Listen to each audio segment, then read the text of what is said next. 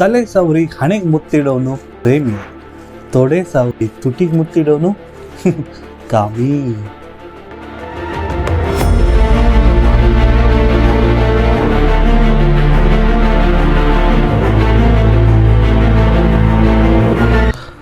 ಅದೆಷ್ಟು ಮೊದಲ ರಾತ್ರಿಗಳು ನಿಜವಾಗಿಯೂ ಮೊದಲನೇದೇ ಆಗಿದೆ. ಬೋರ್ಡ ಇದ್ರೂ ಅಡ್ಡಿ ಇಲ್ಲ, ಸ್ಕೋಡ ಇರಬೇಕು ಅಲ್ಲ. ಪ್ರೀತಿ ಮಾಡುವಾಗ ಇಲ್ಲದೆ ಇದ್ದ ಮನೆಯವ್ರ ಮೇಲಿನ ವ್ಯಾಮೋಹ ಆ ಹುಡುಗ ಮದುವೆ ಆಗೋಣ ಬಾ ಅಂತ ಅಂದಾಗಲೇ ಉಕ್ಕಿ ಉಕ್ಕಿ ಹರಿಯೋದಾದರೂ ಯಾಕೆ?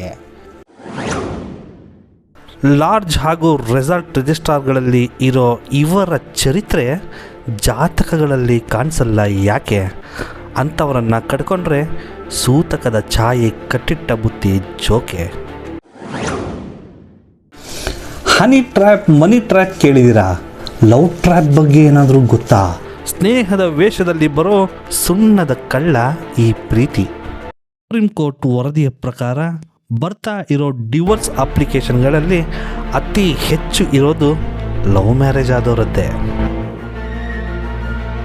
ಇವತ್ತು ಇವನ್ ಲವರು, ನಾಳೆ ಅವನ್ ಲವರು ಮಾಡ್ತಾರೆ. ಈಗ ಸೇರಿಕೊಂಡು ಇವನ್ನ ಪಾಪರ್ರು, ಆಮೇಲೆ ಅಂತಾರೆ ಅವನೊಬ್ಬ ಲೋಫರ್ರು.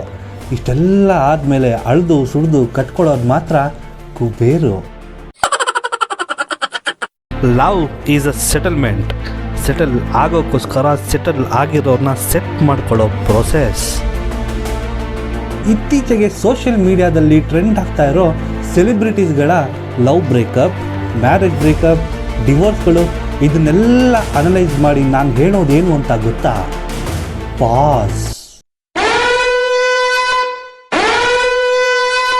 ಪ್ರೀತಿ ಹೆಸರಲ್ಲಿ ನೀವು ಮಾಡಿದ ಮೋಸ ವಂಚನೆ ನಿಮ್ಮನ್ನ ಕಾಡದೆ ಇರುತ್ತಾ? ಟೇಕ್ ಇಟ್ ಫ್ರಮ್ ಮೀ, ಕರ್ಮ ರಿಟರ್ನ್ಸ್.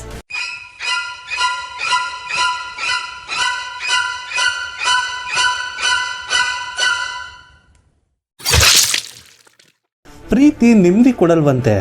ಅಂಥ ನೆಮ್ಮದಿ ಇಲ್ಲದಿರೋ ಪ್ರೀತಿ ಬೇಕಾ? ಯಾಕಂದರೆ ಇದ್ರೆ ನೆಮ್ಮದಿಯಾಗಿರ್ಬೇಕಂತೆ. ನಮ್ಮಪ್ಪನ ಥರ ಲವ್ ಅನ್ನು ಕೇರ್ ಮಾಡೋ ಹುಡುಗ ಬೇಕು ಅಂತ ಎಕ್ಸ್ಪೆಕ್ಟ್ ಮಾಡ್ತಿರಲ್ಲ, ಸ್ವಲ್ಪ ಯೋಚನೆ ಮಾಡಿದ್ದೀರಾ?